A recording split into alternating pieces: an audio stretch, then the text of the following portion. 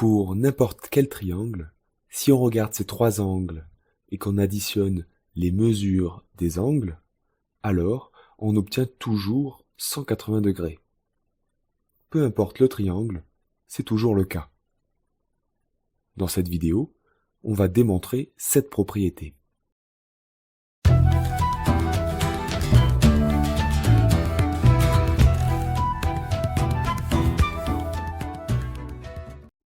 Pour démontrer la propriété, on va considérer un triangle, n'importe lequel. Il pourrait être rectangle, isocèle ou quelconque, on s'en fiche. Je vais le noter ABC. On va s'aider du triangle tracé sur l'écran pour raisonner, mais le raisonnement qu'on va voir marche pour n'importe quel triangle. On s'intéresse donc à la mesure des trois angles du triangle, les angles bleus, verts et rouges, et on aimerait expliquer pourquoi la somme des mesures des angles fait 180 degrés, c'est-à-dire pourquoi la mesure de l'angle bleu plus la mesure de l'angle vert plus la mesure de l'angle rouge fait 180 degrés. Pour ça, on pourrait se dire que 180 degrés, c'est la mesure d'un angle plat. La propriété qu'on veut obtenir affirme donc que si on forme un nouvel angle composé des angles bleus, verts et rouges, ce nouvel angle est plat. Prolongeons alors les côtés du triangle et regardons par exemple l'angle bleu. On aimerait retrouver à côté de l'angle bleu les angles rouges et verts sur la droite AB, de telle sorte à avoir un angle plat. Si je déplace l'angle rouge le long de la droite AB, il vient se mettre de cette façon, à côté de l'angle bleu, ce qui m'invite à considérer la droite D. La droite D est parallèle à la droite AC, et je le note avec le symbole du double slash.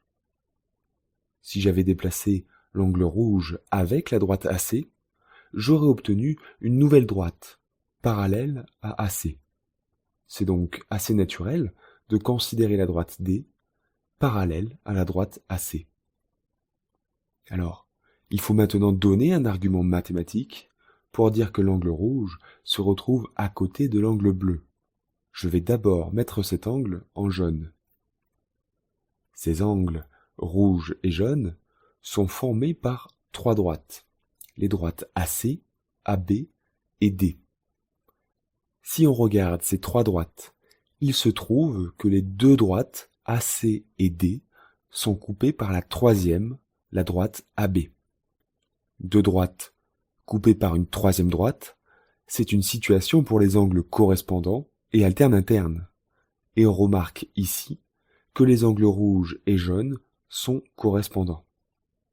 Ils sont correspondants car l'angle rouge est dans la bande formée par les deux premières droites et l'angle jaune est à l'extérieur.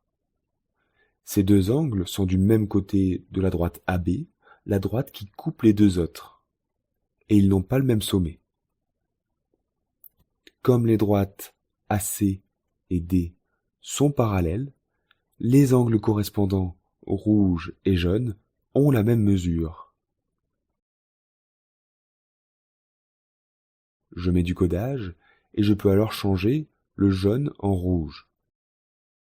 Il reste donc une place à côté de l'angle bleu. Je vais faire un nouvel angle jaune. On aimerait maintenant dire que l'angle jaune a la même mesure que l'angle vert pour avoir notre angle plat. Comme tout à l'heure, les angles verts et jaunes sont formés par trois droites, les droites AC, D et CB. Les deux droites AC et D sont coupées par la troisième, CB. C'est encore une situation pour les angles correspondants et alternes-internes, et ici, les angles verts et jaunes sont alternes-internes. Ils sont internes car tous les deux dans la bande formée par les droites AC et D. Ils ne sont pas du même côté de la droite CB.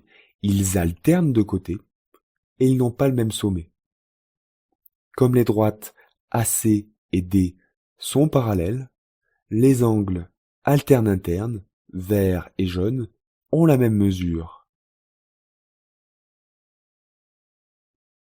Je mets du codage et je peux alors changer le jaune en vert. Finalement, les angles bleus, vert et rouge forment bien ensemble un angle plat. Autrement dit, la somme des mesures des angles vaut bien 180 degrés.